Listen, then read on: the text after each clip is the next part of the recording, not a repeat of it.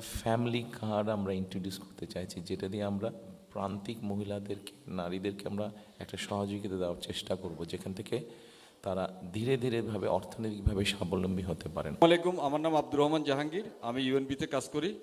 আপনাকে অভিনন্দন, আপনি বিএনপির চেয়ারম্যান নির্বাচিত হয়েছেন। তো আমার একটা বিষয় যে আমরা যারা বিভিন্ন দীর্ঘ বছর ধরে বিএনপি বিট কভার করি, সবারই একটা প্রত্যাশা যে আপনি দেশ থেকে আসার পর আমাদের সাথে অন্তত একদিন বসবেন। আজকে আমাদের সিনিয়র সহ সবাই সাথে বসেছেন। আমি আশা করি আপনি অনেক ব্যস্ত, এর মাঝেও একদিন সময় বের করে আমাদের একদিন সময় দিবেন, আমরা আমাদের কথাগুলো আপনার সাথে শেয়ার করতে চাই।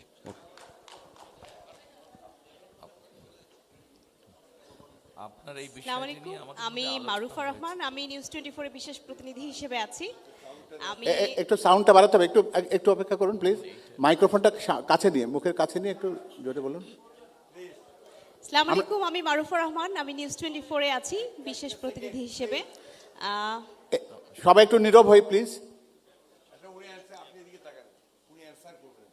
না, প্রথমে যে বললেন বিএনপি বিটে যারা আপনারা কাজ করছেন, এই বিষয়টা নিয়ে গতকাল সন্ধ্যায় আমাদের ভিতরে আলাপ হয়েছে।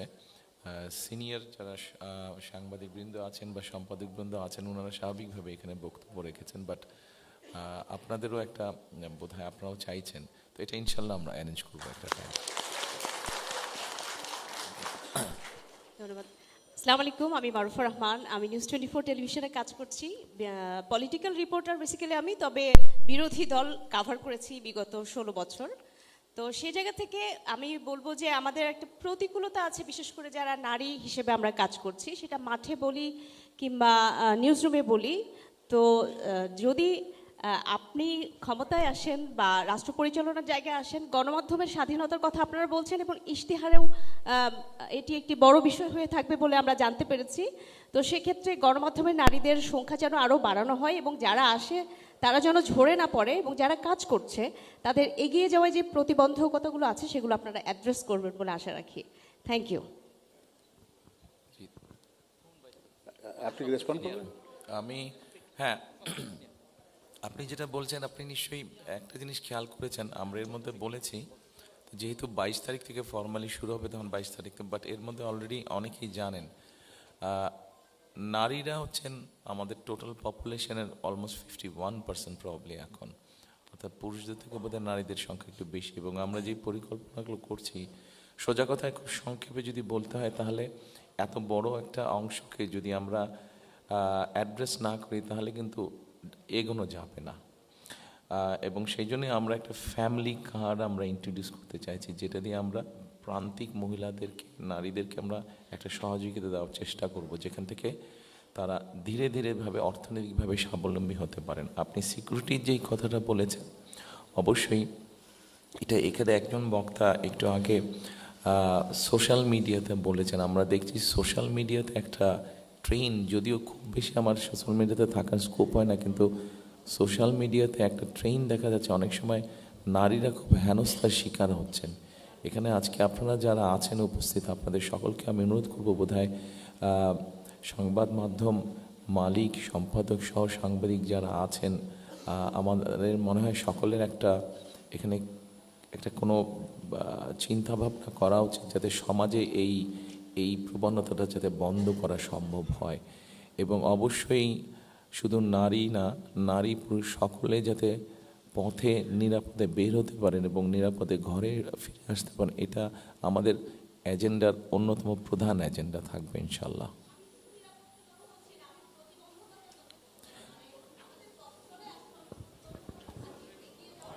সেটাই আমি বললাম যে আমাদেরকে একসাথে জিনিসটাকে অনুধাবন করে আমাদের সকলকে পারস্পরিকভাবে সহযোগিতা করতে হবে, তাহলে নিশ্চয়ই আমরা এখান থেকে বেরিয়ে আসতে পারবো। ধন্যবাদ। আমি সবাইকে একটু অনুরোধ করবো, আপনারা জানেন যে আমাদের চেয়ারম্যান মহোদয় কণ্ঠস্বর অসুস্থতাজনিত কারণে তাকে ঠিক স্বাভাবিকভাবে কথা বলতে শুনছি না আমরা, এটি আপনারা এমন ক্ষমা করবেন। এবং আমার মনে হয় এই পর্বটি যতটুকু সংক্ষিপ্ত করতে পারি, কারণ উনি তো কথা দিয়েছেন যে পরবর্তীতে আপনারা তার সঙ্গে কথা বলার সুযোগ পাবেন। হ্যালো, পরের জন্য। হ্যালো, হ্যাঁ প্লিজ। আমি রেজাউল করিম লাবলু, দৈনিক দেশ রূপান্তরের বিশেষ প্রতিনিধি। আপনি গতকালকে বিএনপির চেয়ারম্যান নির্বাচিত হয়েছেন। একেবারে তৃণমূল থেকে, বগুড়া জেলা বিএনপির সদস্য থেকে দলের শীর্ষ পর্যায়ে এসেছেন, আসীন হয়েছেন, আপনাকে অভিনন্দন। তবে সবচেয়ে আমি যেটা বলতে চাই, বিগত 17 বছরে প্রেস কনফারেন্সের নামে আমরা যা দেখেছি গণভবনে, বলতে চাই বিগত 17 বছরে প্রেস কনফারেন্সের নামে আমরা যা দেখেছি গণভবনে, ফেসবুকে সয়লাভ হয়ে যেত যে তেলের বন্যা বয়ে যাচ্ছে আর কি। আশা করব আগামী দিনে আপনার বা বিএনপির যেসব প্রেস কনফারেন্স হবে সেখানে অনাকাঙ্ক্ষিত ওই যে আমাদের এক ভাই বলছে জাহাঙ্গীর, যে বিটের যারা আছে প্রেস কনফারেন্সে যেন তারাই আসতে পারে। গণভবনে আমরা দেখতাম বিএফইউজে, ডিইউজে, প্রেস ক্লাবে সব রতি মহারথীরা আসতেন। তেলের বন্যা এবং কারো কারো নামে গোলাম তেল, সরিষার তেল, গোলাম সরিষার তেল, যদিও উনি প্রয়াত হয়েছেন। মনে হয় উনি বুঝতে পেরেছেন আপনি কি বলতে আমার মনে হয় উনি বুঝতে পেরেছেন আপনি কি বলতে চান। একটু শুনুন প্লিজ। আমি বুঝতে পেরেছি, আপনাকে আমি একটু সহযোগিতা করি। সেটা হচ্ছে যে দেখুন, আল্লাহর রহমতে বাংলাদেশের মানুষের সমর্থনে আমরা সরকার গঠনে সক্ষম হলে এখানে আপনারা যারা সংবাদ মাধ্যম কর্মী আছেন, সেটি মালিক, সম্পাদক এবং সংবাদকর্মী যতজন আছেন, আমার ব্যক্তিগতভাবে প্রত্যাশা থাকবে নিশ্চয়ই আপনাদের পরামর্শ থাকবে যাতে আমরা সঠিক সিদ্ধান্ত নিতে পারি। জি, আরেকটা বিষয়, সেটা হলো যে আপনি দেশে ফিরে 300 ফিটে গণসংবর্ধনা অনুষ্ঠানে একটা কথা বলেছেন। কোনো গণসংবর্ধনা ছিল না, এটা গণসংবর্ধনা না, উনি সংবর্ধনা। আপনি চুপ থাকেন, আমি কথা বলতেছি। সেটা হলো যে আপনি বলেছেন I have a dream, I have a plan, I have a plan. আমি জানি আপনি বাইরে যাওয়ার পরে দীর্ঘদিন দেশের সেক্টর ওয়াইজ কোন সেক্টরে কী ধরনের ডেভেলপমেন্ট করবেন তার একটা প্ল্যান করেছেন। তো এইগুলা বাস্তবায়ন করতে হলে আগে আমাদের দেশে যেটা হয় রাজনীতিতে, আপনার দলের নেতাকর্মী, সাংবাদিক, তেলবাজ সাংবাদিক, এরা আপনাদের বিভ্রান্ত করে, শীর্ষ পর্যায়ে যারা থাকেন তাদের বিভ্রান্ত করেন। তো এই প্ল্যান বাস্তবায়ন আপনার দলের নেতাকর্মীদের প্রস্তুত করতে হবে, জনগণকে প্রস্তুত করতে হবে। কেননা নির্বাচনের আগে, ক্ষমতায় আসার আগে অনেকেই আমরা মিষ্টি কথা বলি, কিন্তু ক্ষমতায় যাওয়ার পরে তার বাস্তবায়ন দেখি না। এইটা যাতে ভবিষ্যতে আপনার ক্ষেত্রে না হয়, জনগণের যে প্রত্যাশা 5ই আগস্টের পরে জনগণের যে প্রত্যাশা, সেই প্রত্যাশা যেন পূরণ হয়, সেদিকে আপনার দৃষ্টি থাকবে, সেই প্রত্যাশা রইল। আপনাকে ধন্যবাদ। আপনার পরামর্শের জন্য ধন্যবাদ।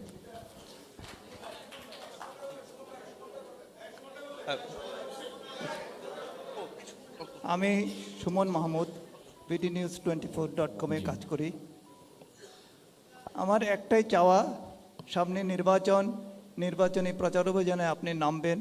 আমরা যারা মাঠ পর্যায়ে কাজ করি, রিপোর্টার এবং ক্যামেরাম্যান, তারা যাতে খুব কাছাকাছি থেকে আপনার সংবাদ সংগ্রহ করতে পারি, সেই জিনিসটা আপনি একটু নজরে দিবেন। কারণ আপনি একটা নিরাপত্তা বেষ্টনীর ভিতরে আছেন, সেই নিরাপত্তা বেষ্টনী ভিতরে থেকে আমরা যাতে আমাদের সংবাদটা সুন্দরভাবে কভার করতে পারি, সেই ব্যাপারে আপনার নজর চাই। ধন্যবাদ। ধন্যবাদ। আমি আসার পরে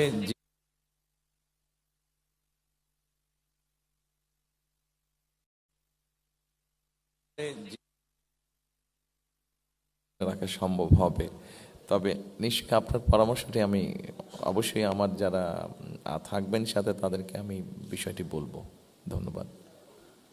বিসমিল্লাহির রহমানির রহিম। আমি সাইদুর রহমান, দৈনিক ইত্তেফাকের রাজনীতি ও নির্বাচন বিষয়ক সম্পাদক।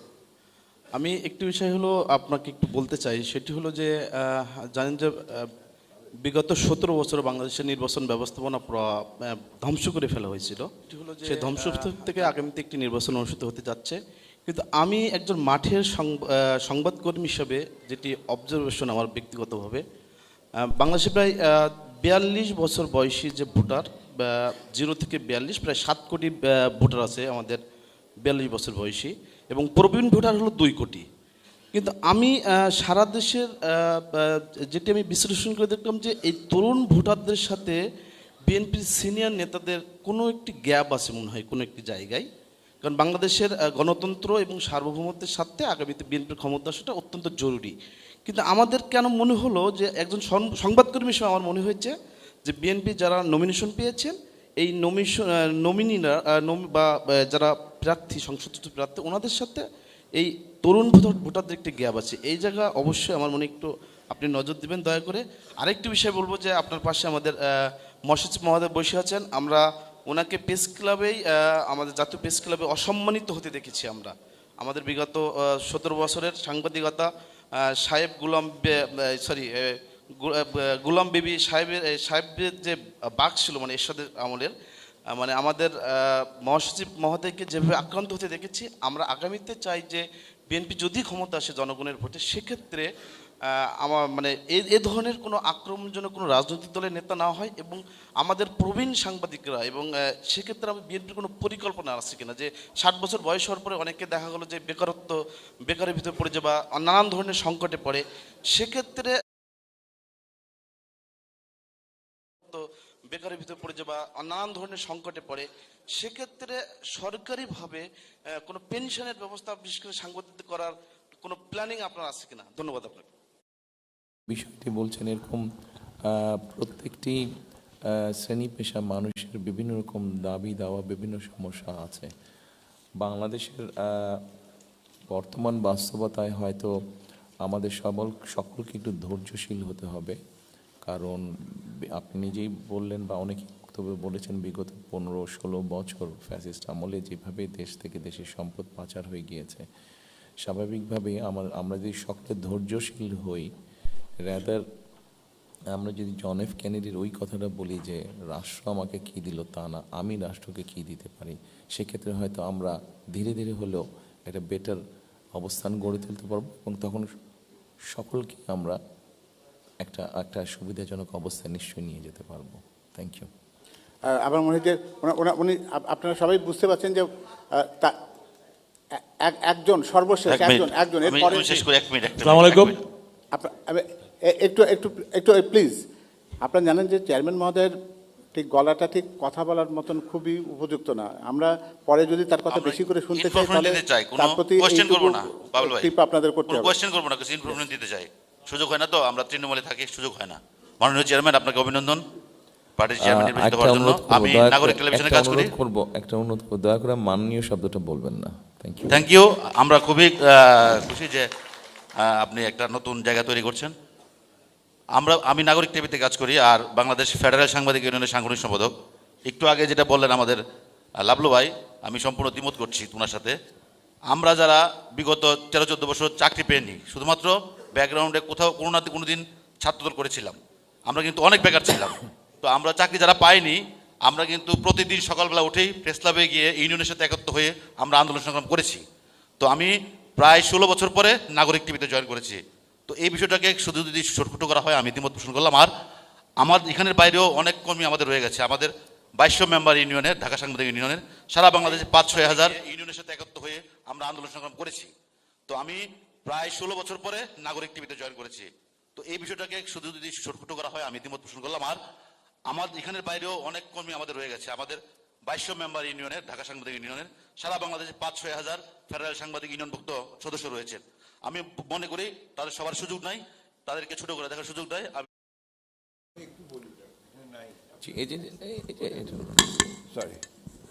অত্যন্ত দুঃখিত যে আমরা সবাইকে সুযোগ দিতে পারছি না, কারণ আমাদের চেয়ারম্যান মহোদয়ের এর পরেই আরেকজন বিদেশির সঙ্গে একটা আপনার অ্যাপয়েন্টমেন্ট আছে। তো আমরা এটাই শেষ বক্তা হিসাবে নিতে চাচ্ছি। ধন্যবাদ। প্রথমেই আপনাকে অভিনন্দন, আপনি আমাদের বিএনপি চেয়ারম্যান নিযুক্ত হয়েছেন। আমি শাহনাজ বেগম পলি, আমি জাতীয় প্রেস ক্লাবের ম্যানেজিং কমিটির সদস্য, আমি দেশ রূপান্তরে কাজ করছি। আমি নারীদের বিষয়ে যে প্রত্যাশাটা আপনার কাছে করছি, জাতীয় স্থানীয় পর্যায়ে এবং গণমাধ্যমে নারীদের জন্য সম্পৃক্ততা বাড়ে সেদিকে আপনি নজর রাখবেন এবং তারা যেন নিরাপদে কাজ করার সুযোগ পায় এবং তারা যেন একটু আপার লেভেলে একটু কাজ করার সুযোগ পায়, নারীরা যেন আরও বিকশিত হতে পারে। গণমাধ্যমের নারীদের প্রতিও আপনার জন্য একটা দৃষ্টিভঙ্গি থাকে, সেদিকে খেয়াল রাখবেন। ধন্যবাদ। ধন্যবাদ। আমার এবার মনে হয় যে আমরা একটা প্রাণবন্ত একটা মত বিনিময়, শুভেচ্ছা বিনিময় অনুষ্ঠান এটি হয়েছে। উপস্থিত সুধীবৃন্দ যারা এতে অংশগ্রহণ করেছেন তাদের সকলকে ধন্যবাদ। সবাই কথা বলতে চেয়েছিলেন, সেটি আমাদের অপারগতা যে সবাইকে এখানে সংশ্লিষ্ট করা সম্ভব হয়নি, সেটি সময়ের কারণে কোনো এটা উনি বক্তব্য প্রদানের সময় উনি ওনার কথা বলবেন, আমরা একটু সবাই শান্ত হই। আর সবাইকে ধন্যবাদ জানাতে চাই, যারা পেছনে ক্যামেরায় যারা আছেন, যারা অনলাইনে যারা দেখছেন, এবং সুধীবৃন্দ সবাইকে ধন্যবাদ জানাই। কালার এক্সপার্ট, জর্জ স্যাপ এবং মাইল্ড অন হ্যান্ডস টেকনোলজি সমৃদ্ধ অরিক্স ক্রিস্টাল ওয়াশ আপনার লন্ড্রি এক্সপার্ট। জি, আসসালামু আলাইকুম রহমতুল্লাহ। সাংবাদিক বন্ধুগণ, আজকের এই সেশনে আমরা আপনাদেরকে ওয়েলকাম করছি। আপনারা জানেন একটু আগেই ইউরোপিয়ান ইউনিয়ন থেকে যারা অবজারভার হিসাবে আসবেন, সেই অবজারভেশন টিমের প্রধান হিসাবে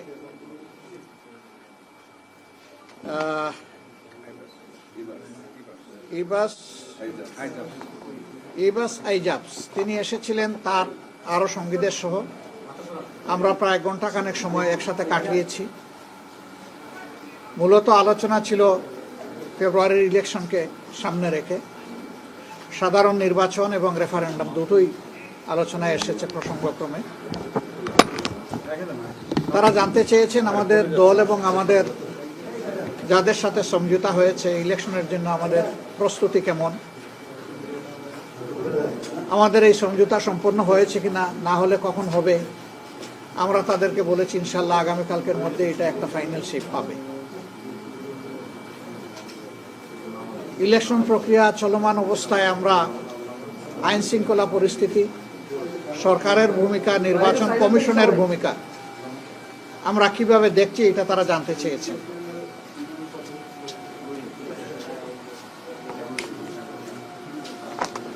বন্ধুগণ, আমি বিনয়ের সাথে অনুরোধ করব, কারো কোনো ফোন করতে হলে বাইরে গিয়ে করবেন, কারণ আপনার কারণে আরো 10 জন ক্ষতিগ্রস্ত হবে, এটা তো আপনিও চাইবেন না, আমরাও চাইব। তো আমরা বলছিলাম যে তারা এই বিষয়গুলো জানতে চেয়েছেন। সকলের জন্য সমতল মাঠ তৈরিতে কোনো চ্যালেঞ্জ আছে কিনা, থাকলে সেগুলা কি। তারা আবার এটাও জানতে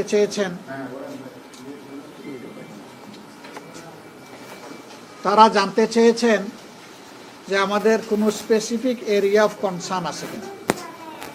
আমরা বলেছি অবশ্যই আছে, কিন্তু সেইটা আগেই আমরা আপনাদেরকে জানাতে পারছি না। আমাদের এই কনসার্নগুলো এইটা মিট আপ করার জন্য যারা দায়িত্বপ্রাপ্ত আগে তাদেরকে জানাবো। প্রধানত নির্বাচন কমিশন, এবং নির্বাচন কমিশনকে অর্থবহ সহযোগিতা দেওয়ার দায়িত্ব হচ্ছে সরকারের।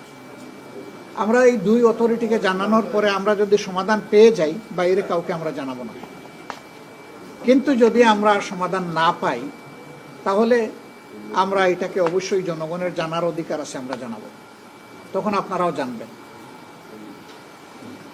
তারা এটা জানতে চেয়েছেন যে আগামীতে যদি আমরা সরকার গঠন করি, তাহলে আমাদের রিলেশন দুনিয়ার বিভিন্ন দেশের সাথে কেমন হবে, আমাদের নাইবরদের সাথে কেমন হবে।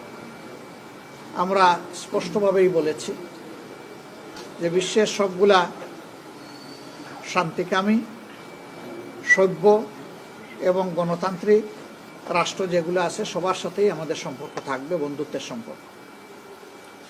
যারা আমাদের প্রতিবেশী তাদের সাথে অবশ্যই প্রতিবেশী সুলভ সম্পর্ক আমাদের থাকবে, এবং আমরাও প্রত্যাশা করব তারাও আমাদের সাথে প্রতিবেশীর মতোই আচরণ করবেন। সেই আচরণটা হবে পারস্পরিক শ্রদ্ধা এবং সমতার ভিত্তিতে। আমরা কোনো ক্ষেত্রেই কোনো অসমতা দেখতে চাই না। আমাদের ফরেন পলিসির ব্যাপারে, রিলেশনসের ব্যাপারে আমরা বলেছি যে আমরা কোনো নির্দিষ্ট রাষ্ট্রের দিকে ঝুঁকতে চাই না, বরঞ্চ সারা বিশ্বের সাথে বন্ধুত্ব আর সমন্বয় রক্ষা করেই আমরা আমাদের দেশকে সামনে এগিয়ে নিতে চাই। তারা এটা জানতে চেয়েছেন সমাজের কোন সেকশন আমাদেরকে সাপোর্ট দিচ্ছে বেশি। আমরা বলছি কোনো আলাদা সেকশন না, সবাই দিচ্ছে। তবে যুবকরা বিশ্বাস করে তাদের অ্যাসপিরেশন ফুলফিল করার জন্য জামাত যদি কোনো কমিটমেন্ট দেয়, সেটা জামাত রক্ষা করবে। এই বিশ্বাসের জায়গা থেকেই এ পর্যন্ত হয়ে যাওয়া গুরুত্বপূর্ণ পাবলিক বিশ্ববিদ্যালয়গুলোতে যে নির্বাচন হয়েছে, এখানে তার রিফ্লেকশন হয়েছে। যুবশক্তির সেখানে রিফ্লেকশন দেখা গেছে। আমরা আমাদের মা বোনদের ব্যাপারে, তাদের সিকিউরিটির ব্যাপারে আমরা খুবই অ্যাটেন্টিভ, এবং আমরা বিশ্বাস করি যে মা বোনেরা আমাদেরকে এবার প্রধানত চয়েস করবে। এর লক্ষণ আমরা ইতিমধ্যে দেখতে পাচ্ছি। আমাদের বোনদের, মায়েদের নির্বাচনী প্রচারণায় বিভিন্ন জায়গায় বাধা দেওয়া হচ্ছে, এমনকি হেজাব খুলে নেওয়ার ঘটনাও ঘটেছে। ঘোষণা দেওয়া হয়েছে, এদের কাউকে দেখলে তোমরা ঠেকিয়ে দেবা। কোথাও বলা হয়েছে তাদেরকে তাড়িয়ে দেবা। মা বোন তো সবারই আছে। এই শব্দগুলা কেন?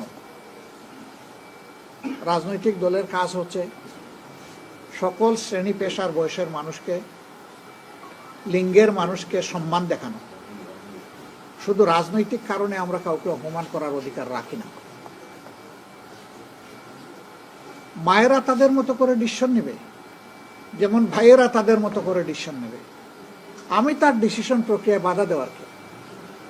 আমার যদি 10 জনকে ক্যাম্পেইন করার অধিকার থাকে, অবশ্যই তিনি মেল না ফিমেল এ কথা বড় কথা না, তারও অধিকার আছে, তিনিও ক্যাম্পেইন করবেন। আমাদের এই মিউচুয়াল রেসপেক্টের জায়গাটা আমাদের রক্ষা করতে হবে।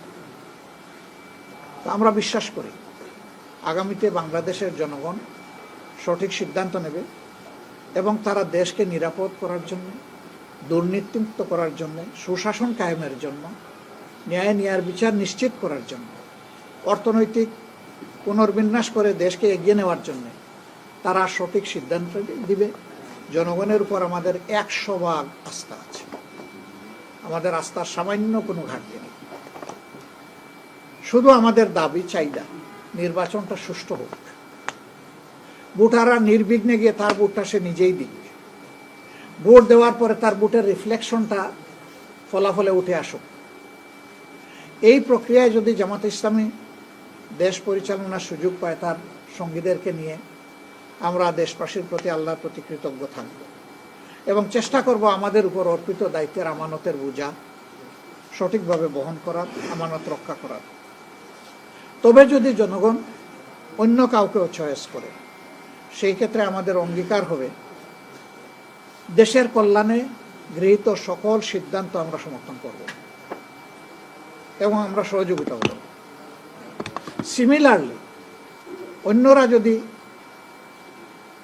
অপোজিশন গ্যালারিতে বসেন, বিরোধী দলে বসেন, তাদের কাছ থেকে একই জিনিস আমরা প্রত্যাশা করি, for the sake of the country. Moreover আমরা এটাও চিন্তা করছি, 54 বৎসরে আমাদের দেশ কোনো ফেয়ার ডেমোক্রেসি এবং কোনো স্টেবল, স্থিতিশীল সমাজ পায় নাই। একটা সমাজের উন্নয়নের জন্য, এগিয়ে যাওয়ার জন্য স্থিতিশীল সমাজ ব্যবস্থা খুবই গুরুত্বপূর্ণ। আমরা চিন্তা করছি নির্বাচন হয়ে যাওয়ার সাথে সাথে নির্বাচনে অংশগ্রহণকারী সকল দল এবং পক্ষ যদি আমরা খোলা মন নিয়ে একসাথে বসতে পারি, যে আগামী 5টা বছর দেশের স্থিতিশীলতার জন্য আমরা সর্বোচ্চ কী করতে পারি। আমরা কি কোনো সমন্বিত চিন্তা করতে পারি? যদি সবাই মিলে ভালো মনে করে we are ready to render hour support. এর অর্থ এটা নয় যে অন্য কেউ সরকারে চলে গেছে আর আমরা তাদের হয়ে কাজ করব, but we have some conditions. Number 1, every party and quarter তারা বলবেন যে আমরা নিজে দুর্নীতি করব না এবং দুর্নীতিকে প্রশ্রয় দেব না। এটা আমাদের 1 নম্বর শর্ত। আমাদের 2 নম্বর শর্ত হবে justice for all and equal, সকলের জন্য ন্যায় বিচার এবং সমান বিচার। এই প্রক্রিয়ায় কোনো রাজনৈতিক দল বা পক্ষ হস্তক্ষেপ করতে পারবেন না। আমাদের বিচার বিভাগ পূর্ণ স্বাধীনতা তারা ভোগ করবে, তবে বিচার বিভাগেরও অ্যাকাউন্টেবিলিটির বা দায়বদ্ধতার জায়গা থাকবে, জবাবদিহিতার জায়গা থাকবে, সেটাও নিশ্চিত করা হবে, যাতে একটা চেক অ্যান্ড ব্যালেন্স মেনটেন হয়। আমাদের 3 নম্বর শর্ত, আমরা বিশ্বাস করি দেশের জনগণ 54 বছরের রাজনীতি দেখার পরে ডেফিনেটলি হতাশ। ওই রাজনীতির জনগণ আর দেখতে চায় না। ওই রাজনীতির একটা পরিবর্তন চায়, আর সেই পরিবর্তনের জন্যেই মাসের পর মাস জাতীয় ঐক্যমত্য পরিষদ বসেছে অলমোস্ট সকল সেন্সিবল পলিটিক্যাল পার্টি সেখানে পার্টিসিপেট করেছেন, যারা এই নির্বাচনে অংশগ্রহণ করেছে। এখান থেকে যে রিকমেন্ডেশনগুলো উঠে এসেছে এগুলাকে ওন করতে হবে এবং কমিটমেন্ট করতে হবে যে ক্ষমতায় গেলে ওগুলো আমরা একসাথে বাস্তবায়ন করব। এই সংস্কার বাস্তবায়ন, ন্যায় বিচার নিশ্চিত এবং দুর্নীতি বিরোধী অবস্থান, এটা যদি পরিষ্কার হয় আমরা সকল জায়গায় সব ধরনের সহায়তা করার জন্য আমরা প্রস্তুত। আপনারা ভালো থাকবেন, আরও আপনাদের সাথে আমাদের অনেক কাজ হবে। আমরা চাই আপনাদের খোলা চোখ, সজাগ থাকুক, কেউ যাতে আমাদের প্রত্যাশার এই নির্বাচন, এখানে উপস্থিত যারা আমি বিশ্বাস করি 80 ভাগ আপনারা জীবনে একটা ভোট হইতে পারেন, আপনি আপনার ভোট নিশ্চিত করবেন এবং আপনি সমাজের আপনার সহযোদ্ধা তরুণদের ভোটগুলো নিশ্চিত করবেন, তরুণীদের ভোটগুলো নিশ্চিত করবেন। এই ক্ষেত্রে ওয়াচ ডগ হিসাবে আপনাদের খোলা চোখে আপনারা জাতির অত্যন্ত সতর্ক পাহারাদার হিসাবে দায়িত্ব পালন করবেন, এটাই আমরা আপনাদের কাছে প্রত্যাশা করি। আল্লাহ আপনাদের সকলের ভালো করুন, আল্লাহ আমাদের দেশের উপর রহম করুন এবং আগামী নির্বাচনটা সুন্দর হওয়ার জন্যে দেশবাসীকে সর্বাত্মক সহযোগিতা করার আহ্বান আমরা জানাচ্ছি। আমরা আবারও বলি, আমরা সংস্কারের পক্ষে, অতএব আমরা হা ভোটের পক্ষে। আমরা জানি সারা দেশবাসী সংস্কার চাই, তাদেরকেও আমরা অনুরোধ করব আপনাদেরও অবস্থান দলীয়, যাকে আপনি ভোট দিবেন, কিন্তু দেশের স্বার্থে আপনি রেফারেন্ডামে হা বলবেন। ধন্যবাদ সবাইকে। একটু প্রশ্ন, লেভেল সেদিন বলেছে লেভেল প্লেইং, উনি একটু আগে শুরু করেছিলেন নির্বাচনের সংখ্যার কথা বা লেভেল প্লেইং ফিল্ডের কথা আপনারা বারবার বলে আসছেন, তো এই বিষয় নিয়ে নির্বাচনী সংখ্যার কোনো কথা তাদের সাথে আলোচনা হয়েছে কিনা, বা আপনারা এরকম কোনো সংখ্যা আমরা প্রকাশ কিছু করছেন? কথা যে আলোচনা করি নাই তা না, তারা স্পেসিফিক কিছু জিনিস জানতে চেয়েছিলেন। আমি বলেছি যে এগুলো আগে আমরা বিভিন্ন জায়গায় দিচ্ছি, ইতিমধ্যে 2-1টা প্রতিকার আমরা পেয়েছি। আমরা আশাবাদী থাকতে চাই যে আমাদের ইন্টারনাল মেশিনারি তারা এটা করবেন, কিন্তু তারা যদি ফেল করেন আমরা এটা পাবলিকের কাছে সবার কাছে নিয়ে যাব। একটু উনাকে দেই, উনি এরপরে চাইছিলেন। আপনি বলেছেন যে নারীদের ব্যাপারে বাধা দেওয়া হচ্ছে, নারী আমি 2 দিন আগে বলেছেন যে লেভেল প্লেইং ফিল্ড এখনো হয়নি। সব কিছু মিলে ইউরোপীয় ইউনিয়ন জানতে চেয়েছে আপনারা কোনো আশঙ্কা করছেন যে সুষ্ঠু নির্বাচন জানতে চেয়েছে। তো আপনারা সুষ্ঠু নির্বাচনের ব্যাপারে এখন কি মনে করছেন যে দেশে নির্বাচনী পরিবেশ তৈরি হয়নি? না, নির্বাচনী পরিবেশ তৈরি হয়নি। আপনারা যে কোনো সময় এই যে কথাগুলো বলছেন, এটা বলার পরে শেষ মুহূর্তে আপনার নির্বাচন বয়কটের কোনো আশঙ্কা আছে কিনা? দেখেন, আমরা দেশের প্রত্যেকটা ক্রেডিবল ইলেকশন আমরা পার্টিসিপেট করেছি। একটা নির্বাচনে শুধু আমরা বয়কট করেছি, এটা ছিল 18 সালের নির্বাচন, যেই নির্বাচনটাকে মিডনাইট ইলেকশন বলা হয়ে থাকে। সেই নির্বাচনে যখন আমাদের সামনে পরিষ্কার হয়ে গেল যে এটা কোনো নির্বাচন না, তখন নির্বাচনের দিন দুপুর 12:30টায় আমরা নির্বাচন থেকে সরে দাঁড়াই। আমরা এবার মনে করি এই ধরনের কোনো পরিবেশ সৃষ্টি হবে না, হতে দেওয়া উচিত না। এটাকে যে কোনো মূল্যে এনশিওর করতে হবে যে ফেয়ার ইলেকশন হবে। এবারকার ইলেকশন যদি হাত ছাড়া হয় এই জাতির, আমরা জানি না এই জাতিকে কত মূল্য পরিশোধ করতে হবে।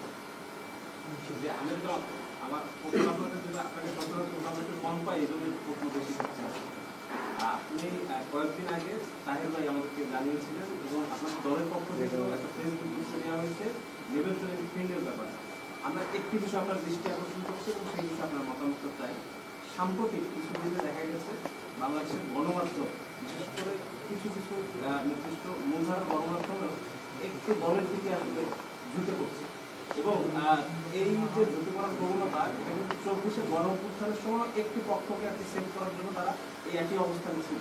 আপনার কাছে জানতে চাই, সাম্প্রতিক যে সমীক্ষাগুলো দেখা গেছে যে আপনি সেকেন্ড পপুলিস্ট একটি দলের প্রধান, সেই হিসেবে আপনার কাছে আমি জানতে চাই যে গণমাধ্যমগুলোতে একটি দিকে ঝুঁকে পড়ার প্রবণতা, এটা আসলে আচ্ছা, আপনার শেষ থেকে শুরু করি।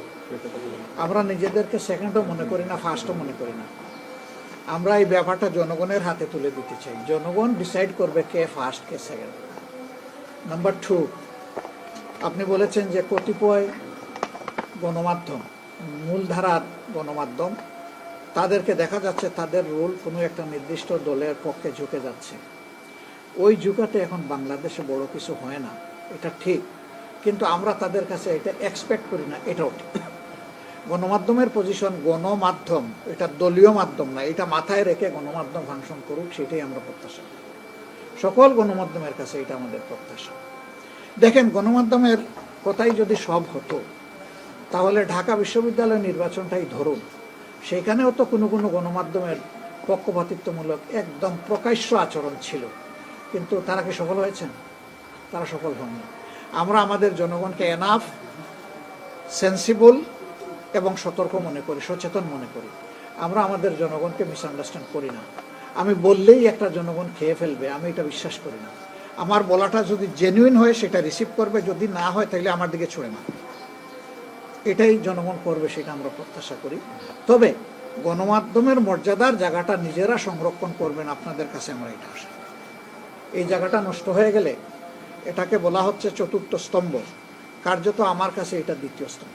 আপনি বলবেন কার্যত আবার কিভাবে? সমাজের দুইটা সেকশনকে 4 দিক থেকে 4D ডাইমেনশনে দেখতে হয়। একটা হচ্ছে পলিটিশিয়ান, তারা যেহেতু জাতিকে নেতৃত্ব দেবে, আর একটা হচ্ছে গণমাধ্যম, তারা 4 দিক থেকে দেখবেন। তারা যদি এক দিক থেকে দেখেন তাহলে বাকি 3 দিকের উপর তারা ইনসাফ করতে পারবেন না। আমরা তাদের কাছে ইনসাফ চাই। সমাজের যদি এটা দর্পণ হয়ে থাকে, আর গণমাধ্যম ব্যক্তিত্ব আপনারা যারা আছেন, আপনারা যদি বিবেক হয়ে থাকেন, তাইলে আমরা বিবেকের প্রতিফলনটা ওই দর্পণে দেখতে চাই। এটা যখন হবে, আমরা যে কথাটা সবসময় অনুরোধ করে আসি যে আপনি আপনার অবস্থানে থাকুন, সাদাকে সাদা বলুন, কালোকে কালো বলুন। সেই কালো আমি হলেও আমাকে ছাড়বেন না। হয়তো আমি পুরাটা কালো না, আংশিক কালো, ওইটাও তুলে ধরেন, সমস্যা নাই। তখন আমার লাভ হবে, আমি আমার কালো পোর্শনটা হোয়াইট করার চেষ্টা করব, আমার নিজের সংশোধনের দরজা খুলবে। আপনি আপনার ভাষায় সমালোচনা করেন, তাতেও আমার কোনো আপত্তি নাই। আমার মনোনীত ভাষায় আপনাকে সমালোচনা করতে হবে, এটাও কোনো শর্ত না। আপনি যেমনটা পছন্দ করেন তেমনই করেন, কিন্তু ওইটা যেন সত্য নির্ভর হয়, এটাই শুধু আমাদের চাপ। ওনাকে দিয়ে পরে আপনাকে নির্বাচন কমিশনে আপিল শুনানি চলছে। 21 তারিখের পর থেকে নির্বাচন যে প্রচার মূল প্রক্রিয়া শুরু হয়ে যাবে। কিন্তু এখন পর্যন্ত আপনাদের যে জোটের যে বিষয়টি, সেই বিষয়টি এখনো আমি বলেছি আগামীকালকের ভিতরে সমাধান আসবে। কালকে আপনারা ইনশাল্লাহ হয়তো দাওয়াত পাবেন, না হয় পরশু পাবেন। সবার সামনেই আমরা একসাথে আসবো। ওনাকে একটু দিচ্ছি, ওই যে ভাইকে আটকেছিলাম, প্লিজ।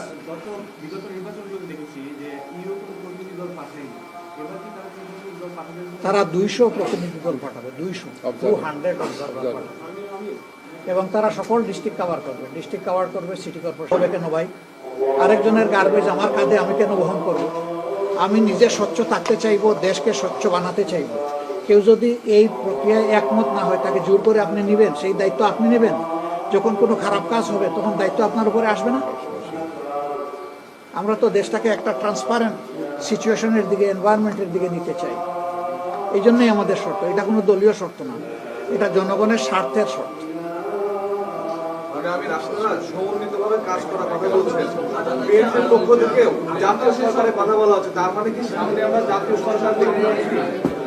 এটা সময় বলে দেবে ইনশাল্লাহ। আমরা শেষ করে আজান হচ্ছে যেহেতু। আপনাদের সবাইকে ধন্যবাদ। আমাদের একেবারে মুক্তসর সামান্য বিনোদন আছে আপনাদের জন্য, নিবেদন আছে, এটা একটু নিয়ে যাবেন ইনশাল্লাহ।